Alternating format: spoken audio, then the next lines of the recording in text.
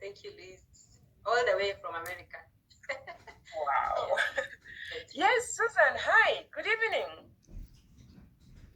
Good evening, Jen. Hi. Hi, how have you been? Be good. Oh, great, great. Nice to have you this evening. Thank you. Thank you for inviting us. Karibu. All right, members, we'll give them exactly 1 minute. Exactly 1 minute and we'll be on. Pleasant evening here in Kenya, in East Africa. It's an evening here, Saturday evening. This is Reflections That Inspire. My name is Dr. Jane Amisi, and I welcome all of you. Pleasant evening, and welcoming you to the Leadership Forum. You're welcome. Feel welcome. Thank you. Thank you, Jane. Joyce, I made you a co-host, just in case you've got something to share. That's okay. It's okay, Jane. Yeah, it's okay. She's looking nice, huh?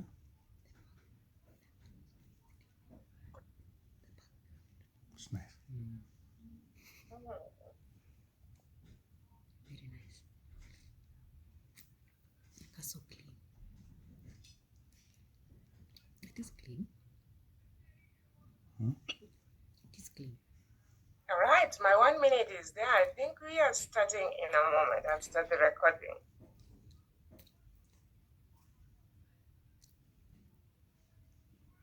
Recording in progress. All right. Hello, members. Good evening, good afternoon, or good morning from wherever you're watching from. I welcome you to this session of Reflections That Inspire. This is a leaders forum where we meet twice a month, the first Saturday of the month and the third Saturday of the month. We connect here as leaders who are ready to learn, to improve their lives, to improve others' lives, and to do the best that we can do with whatever we have. So once more, heartedly, I welcome all of you. My name is Dr. Jenna Misi, and we are here today again for another round of new experience, of new learning. We've been doing this for, I think this is now the third year going round, and we've learned so much. Personally, I've learned so much. I've improved so much. I count myself to be one of the lucky people that I've learned something new. I've gained something new from the COVID season. We started this forum, I think that was 2020. I just began this leadership and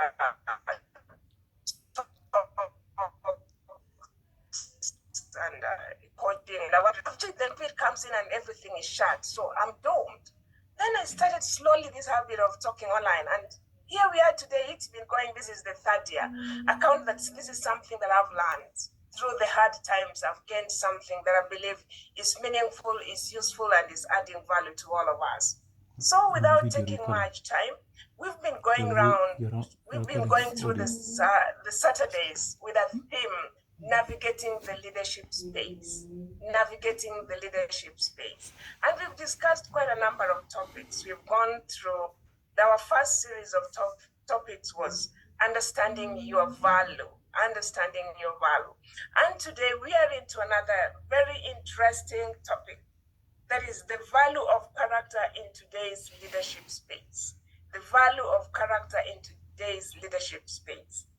And this topic I found very interesting. Looking around in most of the newspapers you see, most of the headlines you see, even most of the leadership experiences you have or gain within your workplaces. I really do not have to explain a lot about it, but kind of they've got a lot to be admired, especially when you're interacting with your colleagues. When people talk about success today, when people talk about getting promotions or even relating just the general work environment, there is a lot to be desired in the characters, in the way we act and react with each other.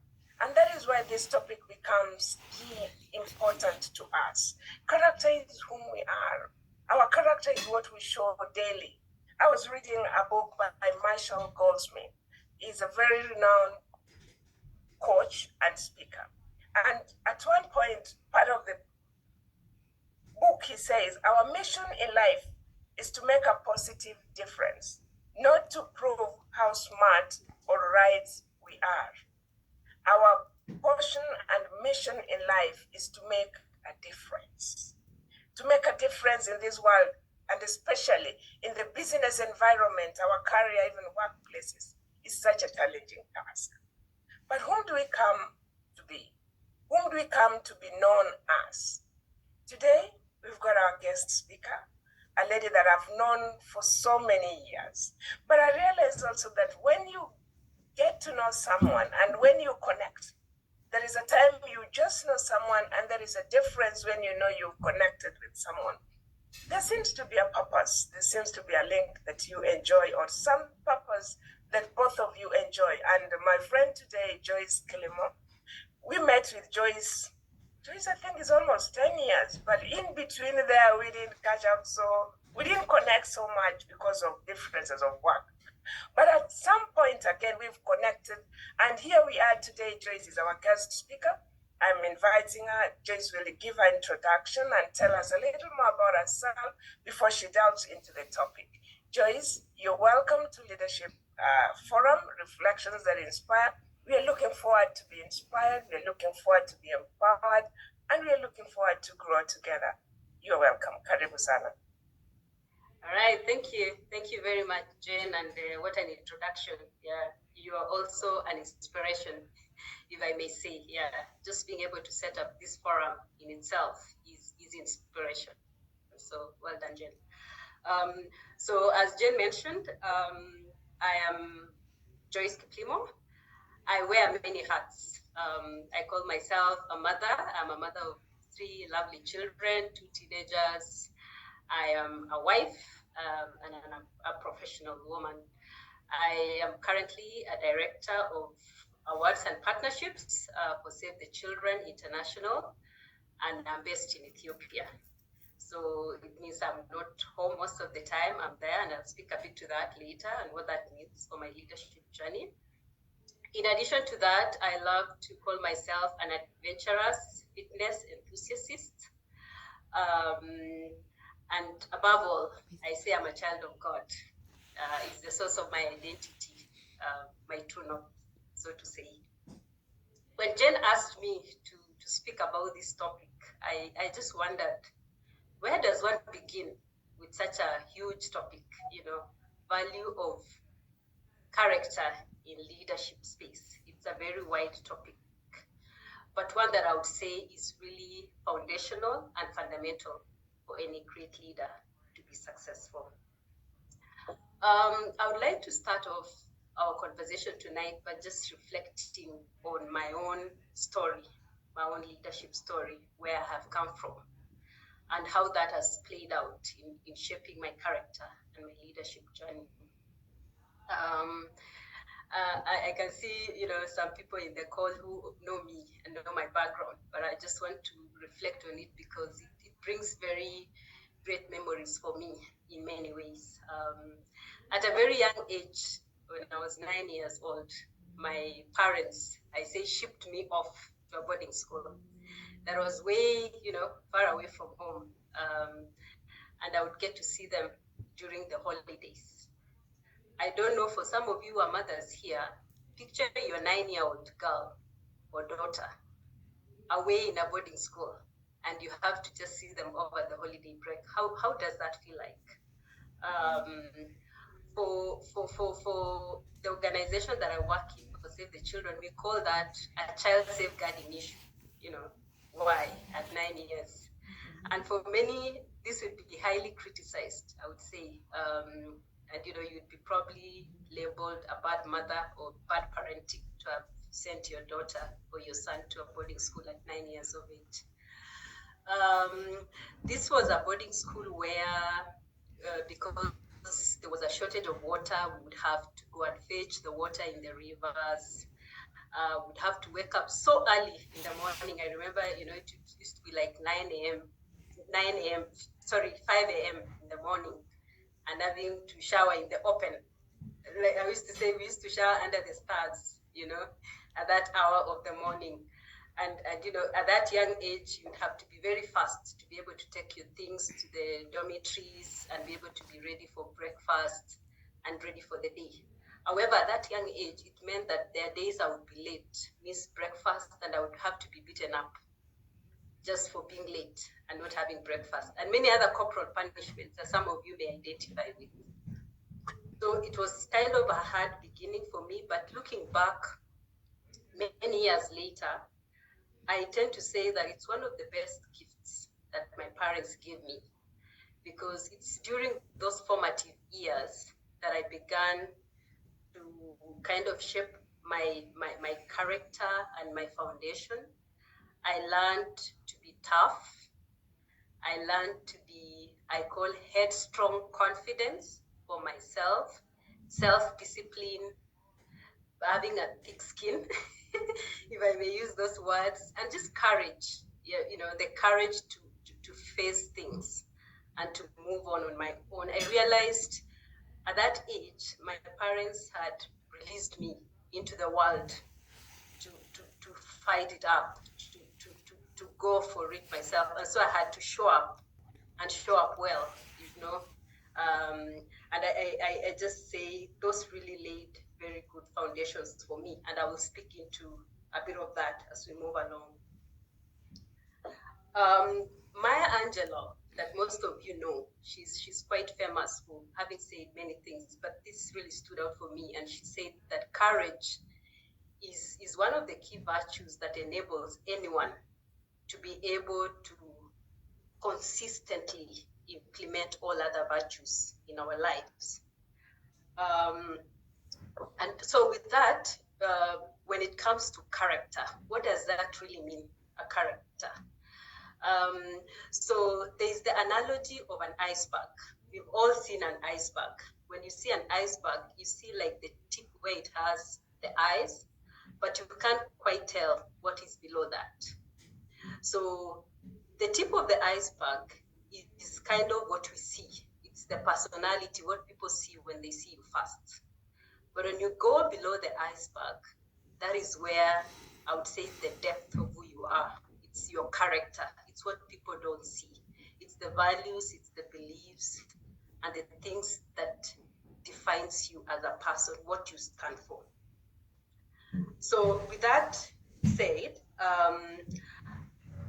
it means that somebody of high character is one who has maturity, integrity, and abundant mentality. But somebody with competence is really somebody with the ability and the knowledge. So to be a great and effective leader, you must be able to strike a balance between the two. Because they say competence is what will take you up to the leadership scale, up there. But it's your character that will keep you there. So as a leader, it's the ability to be able to strike a balance of the two. And it's something that I have consistently tried to work on, you know, in my leadership journey. And I will reflect on that as we move along. Maybe at this point, I'll just pose a question for us that will help us to reflect as we move along. And just ask, have you ever wondered why some of the leaders are drawn more, people are drawn more to some of the leaders than others? Why? What is that they exhibit? What is that makes people want to be associated with them? So let's stew over that as we move along, and then we'll come back to that. So back to my story of my childhood experiences.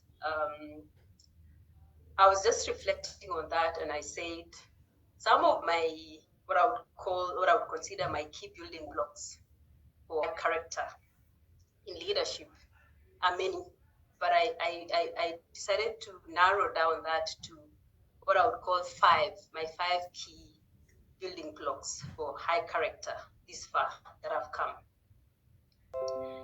The most important one for me, I know Irina said we will post the question. Jen, maybe you can post that question on the chat box, the question that I asked, just for people to reflect on that.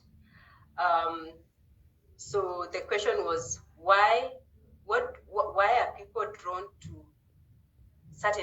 others more than others? What is that set them apart?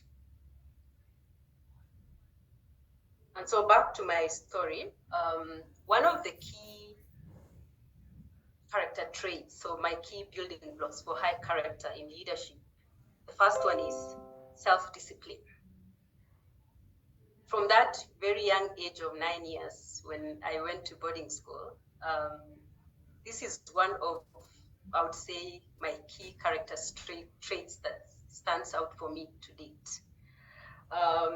Because I think because of the ability to be able to just juggle things up at that very young age, I was able to develop this character trait of self-discipline, which has become a key component for me to be able to balance, to strike a right balance between my personal and my private life as a mother and even as a professional lady. Self-discipline has enabled me to delay gratification. You know, being able to say, I can hold on. I don't have to have it now. I can have it later. Self-control. Being able to set boundaries for myself and say, for me to be able to get there, I need to deny myself certain things. That leadership is not a straight line, and there is no success without sacrifice. So just that discipline to be able to say that and to stay on that. But in the process of exercising self-discipline, enabled for me to be able to achieve what I want, that comes with a lot of challenges, I would say.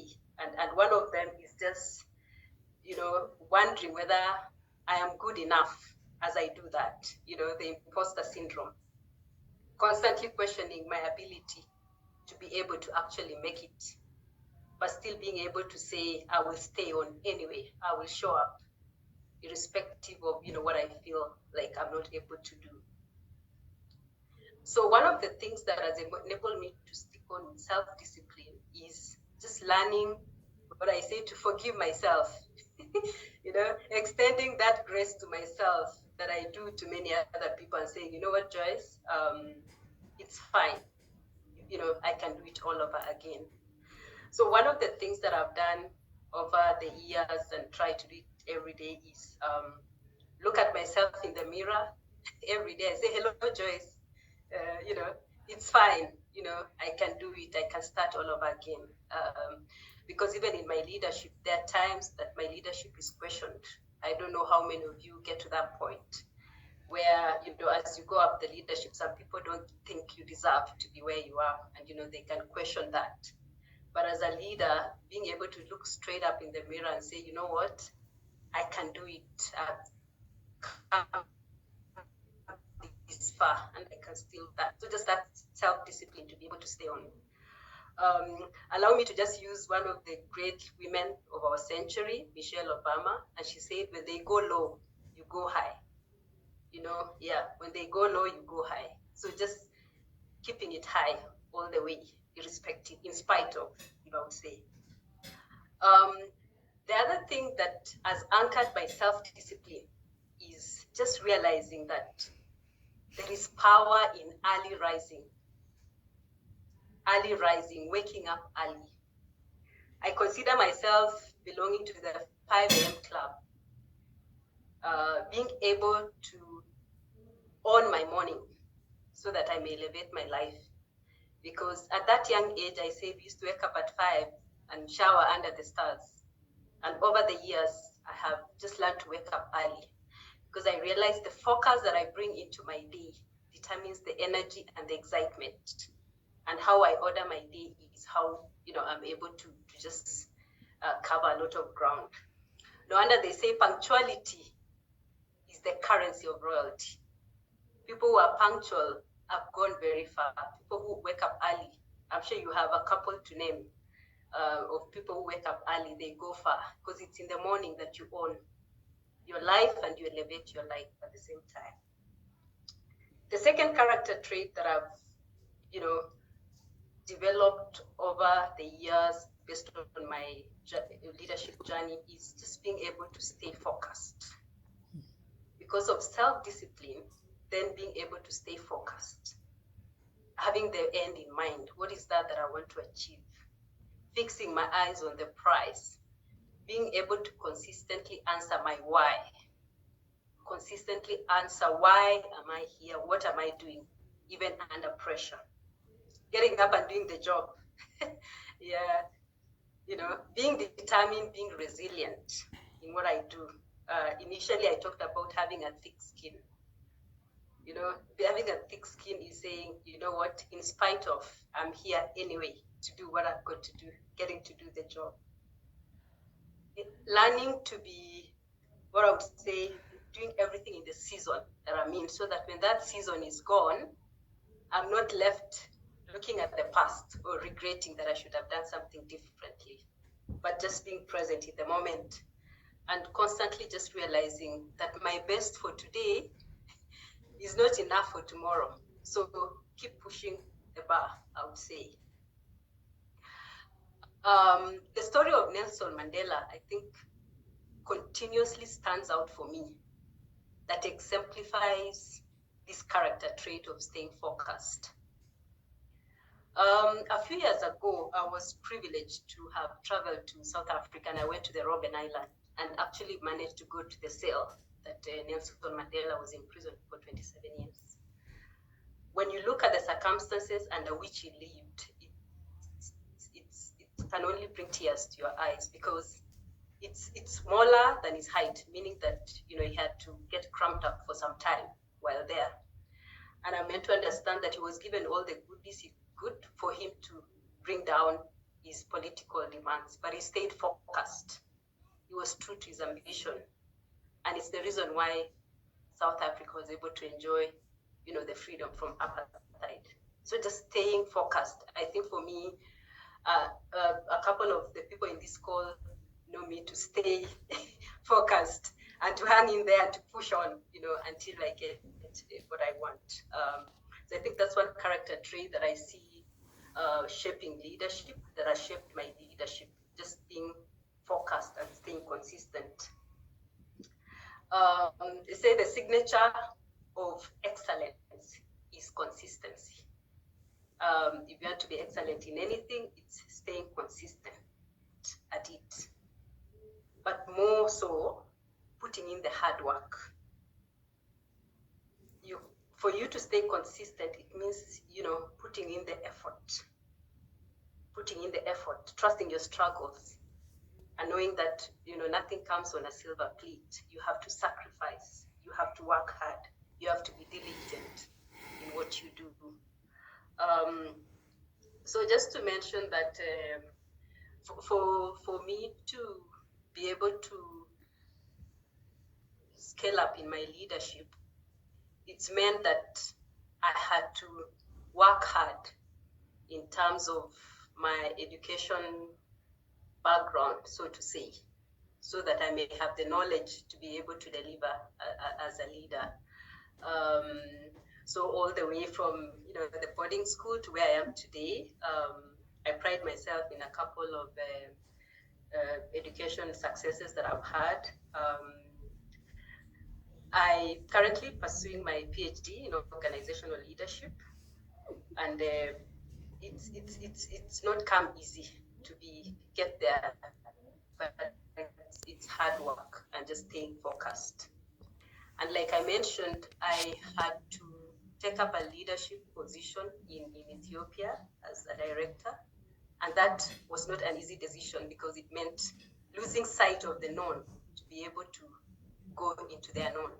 They say if you want to experience new waters, you have to be ready to lose sight of the shore to be able to experience that. So it's come with what I would say is sacrifice, but also hard work just to make it and be where I am.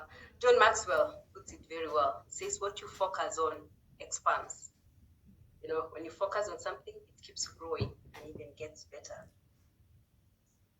Initially, I mentioned about I'm an adventurous fitness enthusiast, so to say. So in that process, I hike, I cycle, I swim. So I try to explore a lot of things out there.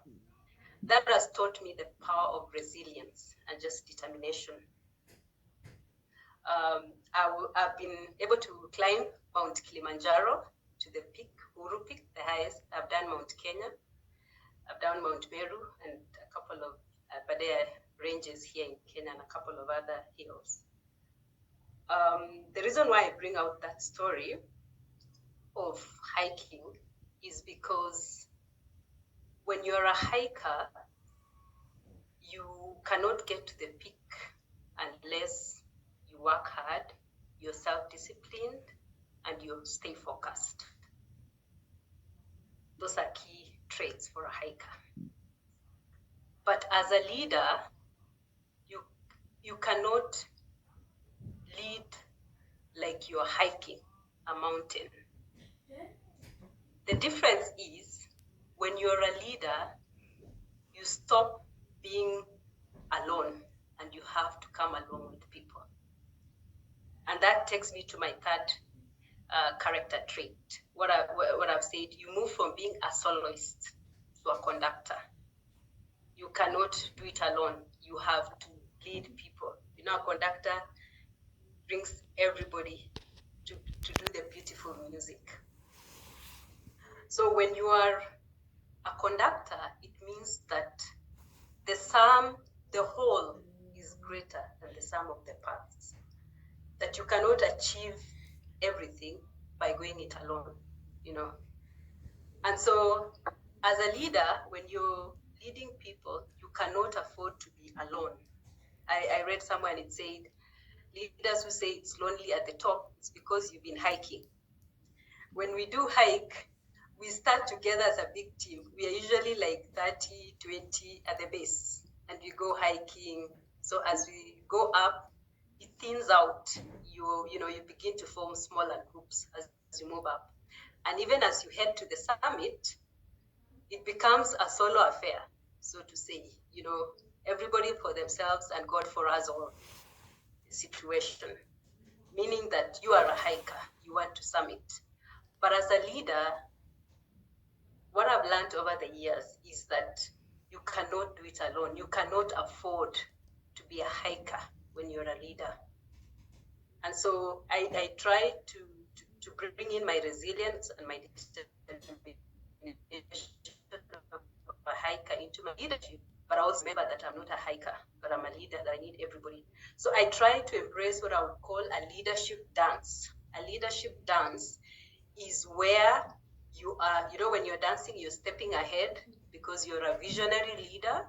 You carry the vision, but you also step aside because you want to hear what is going on. What are people saying? What do I need to know? But you also need to step back and give the people the push that they need to be able to get to where you want to go. So being able to embrace that leadership dance as a leader and not doing it alone. And that involves humility. It involves giving more than you receive. Being able to slow down so that you're able to bring others along the way. Because you don't want to find yourself at the summit and you're like, hey, where is everybody else? You know, you want to go there, all of you. So the power of giving more than receiving, because you all know the principle of sowing and reaping. You cannot reap where you have not sowed. So you have to continuously sow into your team for them to be able to walk with you into the leadership that you want to go. And so for you to be able to conduct and to be able to lead everybody else, it means that you cannot be everything together. It's so outdated, you know, where everybody thought you're everything, you're all put up together. No. And so for me, I've learned the power of maximizing on delegation. So this is where, you know, I try to have a strong support system around me, both at home and even at my workplace. So having a social convoy, I would say, my social convoy, the people who push me on. So at home, you know, having a very, what I would call my house manager to help me manage my life back home. But also, you know, having a very strong, supportive family. My husband, you know, very supportive, sounding board somebody that I can go to ask for direction and just some clarity on things. But also at my workplace, I use my to-do list as my tool to delegate, but also to empower and to equip my team on how to be the best of themselves. So looking at my list and saying, who can do this other than me so that they can get better at what they do. So just being able to maximize on that power of delegation is really frees me up to be able to have space, to think, to take in more information, and even to be a better leader in the process. My fourth character trait that I would like to say I've learned over the years is that you cannot give what you don't have. You can only give what you have. So that means as a leader, I have to continuously reinvent myself. I have to continuously relearn, and be a better version of myself, because with that, then I'm able to pour out onto other people. I'm able to guide, I'm able to direct. And so my fourth character trait is sharpen the soul. I have to continuously soul, because if I'm not growing, I'm dying. So I need to grow. I like to reflect on the story of the eagle's famous flight of rebirth. I'm sure most of you know, but just allow me to dwell a bit on that because it really epitomizes the power of sharpening the soul. So the eagle has 70 years to live, but when it gets to 40 years, it has to make a decision whether to live or to die. So it has to change. So what it does is it has to fly to the highest mountain and sit on its nest for about 150 days. And during this time, it has to shed off its feathers and allow it to grow. Its talons have weakened, so it has to come out and grow. And its beak has also weakened, and it has to hit it on a hard rock and allow it to grow again. Once that's done, after the 50 days, it has to do the famous flight and fly for it to be able to live another 30 years to make up for the 70 years of its lifespan. So you see, it is, I would say, a painful change process for the eagle, but it's one that's necessary for it to be able to soar. So it's the same thing for us.